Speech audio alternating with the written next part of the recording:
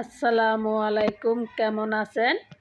আজকে আমি সিম ভর্তা আলু দিয়া সিমটা দেখছেন একদম সিদ্ধ হয়ে গেছে গা। সিম ভর্তা গরম ভাতের সাথে কিন্তু এটা খেতে অনেক ভালো লাগে। আর এরকম বাতি সিম হইতে হবে, নাহলে সিম ভর্তা ভালো লাগে না।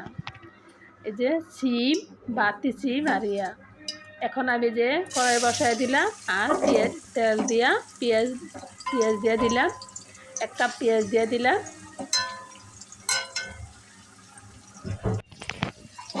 পেঁয়াজটা লাল হইলে ভালো করে একদম লাল করব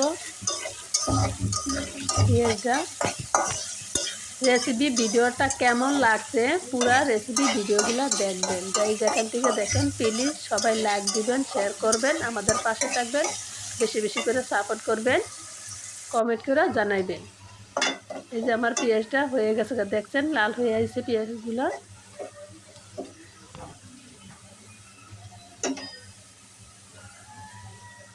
এখন আমি দিয়ে দিব সিম। এই যে সিমগুলা দিয়ে দিব, সিমগুলো আমি কুসুম দিয়ে একদম ভালো করে একদম করে নিব। কুসুম দিয়া ভালো করে এটা একদম গুটায় একদম করে দিব। এই যে দেখেন যে আলুগুলো একদম করে নেব। সিম ভর্তা খেতে কিন্তু অনেক ভালো লাগে। এখন এই যে লবণ দিয়ে দিলাম, 2 চামচ লবণ দিয়ে দিলাম।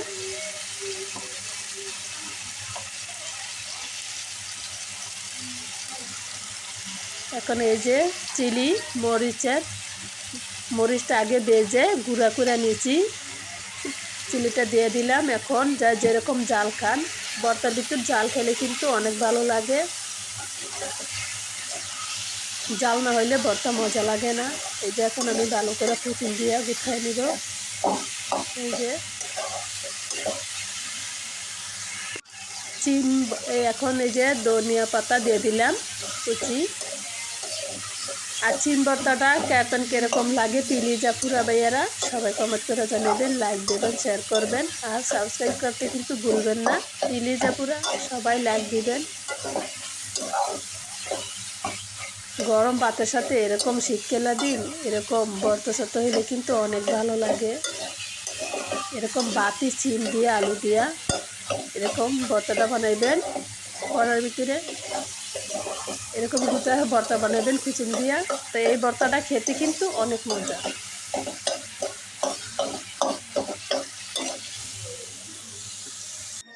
ভর্তা খেতে আপুরা ভাইয়ারা কে কে ভালোবাসেন প্লিজ সবাই কমেন্ট করে জানাবেন।